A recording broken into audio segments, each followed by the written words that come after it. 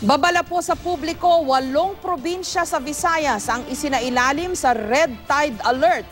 Ito na raw ang pinakamatinding red tide sa rehiyon sa loob ng mahigit 3 dekada. Samantala, apektado naman ng pabago-bagong panahon ang produksyon ng mga tilapia at bangus sa Luzon. May report si Cara David. Nakataas ngayon ang red tide alert sa malaking bahagi ng Visayas. Ang dagat na sakop ng bayan ng Leyte sa probinsya ng Leyte nagkulay kalawang na. Sa datos ng BFAR, ito na ang pinakamatinding red tide na naranasan sa rehiyon mula noong 1983. Dahil dito, kailangang umiwas muna sa pagbili o pagkain ng shellfish na mula sa mga apektadong baybayin. Kabilang dito ang Rojas, Pilar at Sapian Bay sa Capiz, Altavas, Batan at New Washington sa Aklan at Dawis sa Bohol.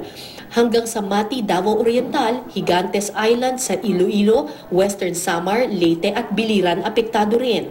Paglilinaw ng ahensya, hindi namamatay ang mga shellfish kahit na may red tide sa dagat. Pero delikado naman ito sa mga taong makakakain ng shellfish na kontaminado ng toxin. Ilan sa mga epekto nito sa tao, pamamanhid ng muka, pagsusuka, pagkahilo, panghihina at pakiramdam ng pagkaparalisa ng kamay at paa na posibleng humantong sa kamatayan.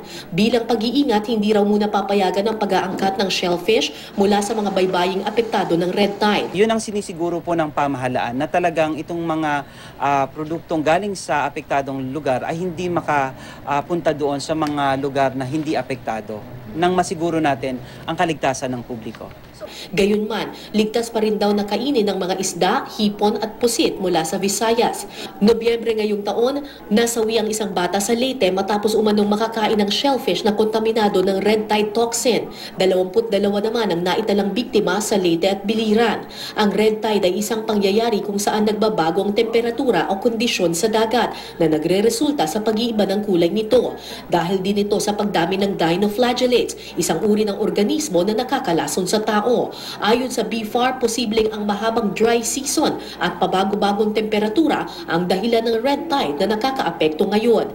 May epekto rin daw ang pabago-bagong panahon sa Luzon. Sa Kawayan, Ilocos Sur, nangamamatay na ang mga tilapia. Ayon sa mga mangingisda, pinasok na ng tubig alat ang kanilang palaisdaan. May ilang palaisdaan namang halos matuyot na dahil sa matinding init. Nag-abiso naman ng municipal agriculturist sa mga mangingisda na huwag damihan ang mga fingerling sa kada fish cage para hindi magsiksika ng mga ito na nagiging sanhi ng fish kill. Nagbago ang klima kasi yung panahon na ito, umaalat na ang tubig at saka mainit ang tubig din. Pinangangambahan din ang pagbaba ng produksyon ng bangus sa Pangasinan mula raw kasi nang pumasok ang bare months.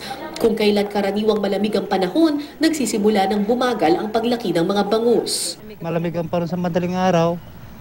Sa araw naman, itong mga bandang ito, alas 12, mainit, yun, tuwatok yung mga isda. Pag malamig ang panahon, dito rin humihinto yung pangingitlog ng ilang isda kasi kulang na yung init ng tubig para sa pangingitlog nila. Cara David, GMA News.